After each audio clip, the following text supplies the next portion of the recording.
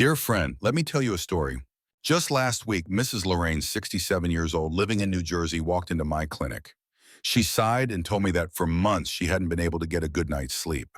William, she said, I go to bed at 10 p.m. or 5 a.m., but by 2 a.m. I'm wide awake. Then I just toss and turn until sunrise.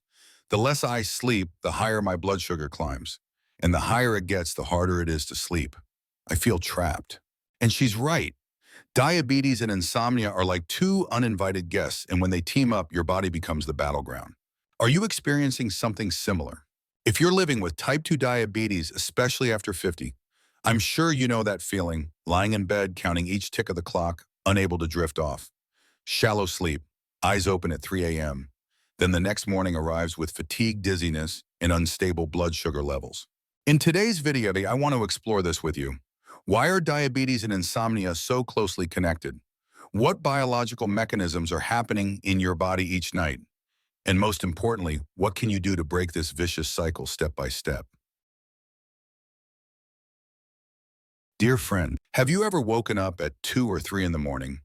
Not because of a noise, not because of a bad dream, but simply because you just couldn't fall back asleep. You lie there in the dark listening to the ticking clock with your mind racing through thoughts you can't quite name. And then morning comes and your body feels drained, directionless, and your blood sugar is higher than usual. If you're living with diabetes, especially after the age of 50, I believe you've experienced this before and likely more than once. One quiet weekend afternoon, I met with Mrs. Lorraine, a 67-year-old patient of mine who has lived with type 2 diabetes for nearly 15 years. She sat down, eyes tired, voice gentle. William, she said, I think I'm trapped in a vicious cycle. I'm exhausted during the day because I can't sleep. But at night I toss and turn, my heart races, my legs ache. I can't rest, and I don't even understand why. And I told her, just as I want to tell you today, diabetes and insomnia are two unwelcome companions. They shake hands behind the scenes, yet the impact they create in your daily life is deeply real. I want you to imagine this. Your body is like a biological symphony where everything from hormones to nerves follows its own schedule and rhythm. But when you live with diabetes, that rhythm becomes disrupted. And one of the first melodies to fall out of tune is your sleep. The first and most common reason, high blood sugar at night. Many people think I had dinner early, I didn't eat sweets. But in reality, blood sugar can rise simply because your body lacks enough insulin at the right time, or because your liver releases too much glucose during the night. When that happens, you might feel flush thirsty or need to wake up multiple times to urinate, and that alone is enough to shatter a good night's rest. And if you've ever felt a tingling in your feet as you try to sleep, like ants crawling, or tiny pins pricking you, that could be a sign of peripheral nerve damage, a very common complication in people living with diabetes for many years. I remember Mr. Jeffrey, a 70-year-old former mechanical engineer, who once told me, Doc, my legs just feel restless at night like electricity is running through them. I can't sleep, and no one understands what that feels like. It's not in your head. That's your nervous system sending distress signals. But there's another reason, quieter, harder to see, that I want you to pay close attention to: stress and emotional tension. People living with diabetes often carry silent burdens, fear of complications, pressure to keep blood sugar under control, guilt from eating a tiny piece of cake, or even a looming anxiety about the future.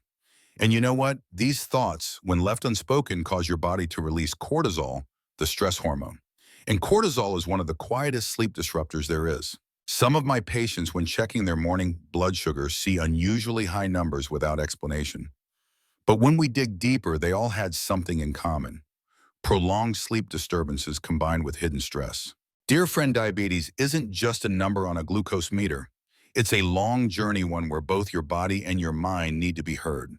And sleep, something we often take for granted, is one of the most subtle indicators that your body is asking for help. So if you've been tossing and turning each night, if you feel like your sleep just isn't as deep as it used to be, don't be so quick to blame it on aging. Take a moment to reflect on how you've been caring for your blood sugar. Ask yourself, what did I have for dinner? Did I move my body gently after eating? Have I given my mind a chance to slow down before bedtime? Sleep, if you give it the chance, can become your quiet ally in managing diabetes, healing your body, and helping you live more fully one day at a time. And in the next part of this video, I'll share with you some practical steps to help restore your rest. Stay with me. Dear friend, in the previous section, I shared with you how diabetes can disrupt sleep in many different ways, from nighttime blood sugar, spikes, nerve damage, to silent chronic stress. But today I want you to look at this from the other direction. What happens when it's the disrupted sleep that in turn starts harming your blood sugar? Some of my patients have asked me, Dr. William, I've been losing sleep for weeks, but I still eat healthy and take my medications. Why is my blood sugar still unstable? And often the answer lies in something seemingly small, a single night of poor sleep. Have you ever tossed and turned through the night, then woken up the next morning feeling drained, ravenously hungry, even though you haven't done anything yet? If so, you are not alone. I want you to imagine your body as a finely tuned machine running on what we call a biological clock or circadian rhythm, which follows the cycles of light and darkness, wakefulness and sleep. Every night of deep, restful sleep is like a scheduled maintenance check for your body, adjusting hormone levels, repairing cells, clearing out toxins, and most importantly, resetting insulin sensitivity, the hormone that helps regulate your blood sugar. But when you miss sleep, even just one night, that process is interrupted. Studies have shown that sleep deprivation, especially getting fewer than 6 hours per night, can reduce insulin sensitivity. That means even though your body produces the same amount of insulin as it did yesterday, today it isn't as effective in helping glucose enter your cells. The result, higher blood sugar levels, even if you haven't eaten anything unusual. I remember a patient, Mr. Russell, 66 years old, a former chief accountant. He was incredibly disciplined with his meals, checked his blood sugar after every meal, and kept a detailed log. But he always complained, every morning my numbers are high and I haven't done anything wrong, doc. So we started looking into his sleep.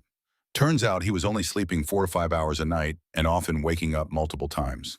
Once he made small changes like deep breathing exercises before bed and turning off his phone earlier in the evening, within just 2 weeks, his morning blood sugar began to stabilize.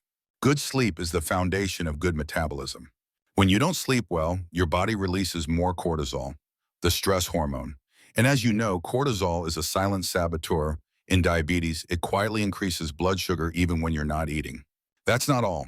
Sleep deprivation also disrupts the hormones ghrelin and leptin, which regulate hunger and satiety. Ghrelin increases, making you feel hungrier and crave sugar and carbs. Leptin decreases, making it harder to feel full even after eating. So one sleepless night can turn into a full day of blood sugar, chaos eating, more sugar spikes, fatigue, and then yet again trouble sleeping the next night. It becomes a vicious cycle that many people with diabetes don't even realize they're trapped in. Are you in that cycle now? I want you to pause and ask yourself a simple question. When was the last time I truly slept well? If you can't remember, then maybe it's time to take a closer look at how you're treating your sleep as you would a dear old friend who deserves care. Dear friend, I'm not telling you all of this to alarm you, but to help you understand sleep is not a reward after a long day. It is an essential part of managing diabetes. A good night's sleep can help stabilize blood sugar, improve insulin sensitivity, reduce inflammation, and even support nerve function. And sometimes sleep itself can be the most powerful natural medicine, one that no pill could ever replace. Remember this: after age 50, your body doesn't need grand strategies or extreme routines. It needs gentleness. It needs to be listened to. And it needs just a little patience to return to the natural rhythm it's always known. Dear friend, I know insomnia isn't just annoying, it's a restless feeling, as if your body is begging for rest, but your mind is off wandering somewhere else. It prolongs your fatigue, makes you more irritable, makes blood sugar harder to control, and then keeps you awake again. This vicious cycle, I've seen it repeat itself in many patients over 50 living with diabetes. But I've also seen those same people find a way out. Not with strong sleeping pills, not with expensive retreats, but with a little awareness, a little patience, and a bit of kindness for themselves each night. And today I'd like to invite you to join me in practicing 5 small gentle steps to break that cycle. Step 1, manage your blood sugar. Sugar before bed. I once had a patient named Mr. George, 69 years old, who struggled with chronic insomnia. But after a careful review, I did notice something. Every night he ate dinner late and his evening meal was packed with carbohydrates. His blood sugar would spike and sleep would disappear. You see, fluctuating blood sugar levels at night, especially when eating too close to bedtime or having too many carbs, can send a false wake-up signal to your brain just when it's supposed to be resting. So try to keep dinner light and at least 2 to 3 hours before bedtime. If you feel hungry before sleep, consider a small, protein-rich snack like a spoonful of walnuts, half a banana, or a piece of low-fat cheese. This helps keep your blood sugar steady through the night and gives your body the chance to truly rest. Step 2. Create your own bedtime ritual. Have you ever noticed how children often sleep better when they follow a consistent bedtime routine, brushing their teeth, hearing a story, then closing their eyes? Well, adults in truth need bedtime rituals too, something to signal the brain, it's time to rest now. I often advise my patients to carve out a 30-45-minute wind-down period before sleep. No work, no screens, no news. Instead, listen to soft music, dim the lights, sip a warm herbal tea, or simply sit and breathe slowly. No need to be fancy, just consistent so your mind learns that it's okay to let go. Step 3. Practice a simple breathing or gentle stretching routine before bed. I remember a patient, Mrs. Ellen, 73 years old, who had lived with diabetes for over 15 years, once told me, "Every night before bed, I just sit quietly on the edge of my bed, close my eyes, and take 5 deep breaths. That's it. And somehow I feel my heartbeat slow down, and I sleep better." Just 5 to 10 minutes each night doing gentle stretches, raising your arms, rotating your neck, flexing your legs, paired with deep breathing, can calm your nervous system, lower stress hormones, and lead you into sleep more naturally. Your body after 50 doesn't need complex moves. It just needs to be soothed gently and kindly. Step 4. Don't fight your sleep. This might be the most important thing I want you to remember. Many people lie in bed unable to sleep and start stressing. Why can't I fall asleep yet? If I don't sleep, I'll be exhausted tomorrow. This is going to mess up my blood sugar again. And of course, the more they worry, the further sleep drifts away. If you've been lying in bed for 15-20 minutes without falling asleep, gently get up, leave the bed, read a few pages of a physical book, listen to soft music, don't turn on bright lights, don't pick up your phone. Once you feel sleepy again, return to bed. Don't turn your bed into a battlefield. Make it a place where your body feels safe and at ease. Step 5. Wake up at the same time each morning, even on weekends. It sounds simple, but this is the key that so many people overlook. When you wake up at the same time each day, whether you slept well the night before or not, you're retraining your brain. What time is morning? What time is night? And that helps your body naturally feel sleepy at the same time each evening. It's like planting a seed in the right season in the right soil. If you stay consistent, it will grow. My dear friend, I'm not asking you to follow all 5 steps at once. I'm just asking you to choose one small thing and begin tonight. Maybe it's turning off your phone 15 minutes earlier. Maybe it's taking 3 slow, deep breaths before closing your eyes. Maybe it's sipping a gentle herbal tea as a quiet goodnight gift to yourself. Because I believe you deserve a peaceful night's sleep. You don't need to live 10-20 more years.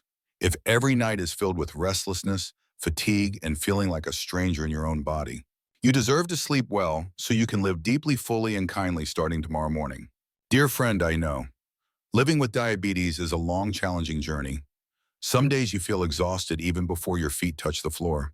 Some nights, even with your eyes shut tight, sleep just doesn't come. And sometimes you begin to think, maybe it's just aging, or worse, maybe I'll never sleep well again. But here's something I want you to know from the heart of someone who's walked alongside thousands of people over 50. Sleep isn't a reward for those who do things right. Sleep is a right one that you deserve every single night. And if your body is resisting rest, it's not because it hates you. It's because it's trying to say something. It needs to be heard. It needs to be comforted.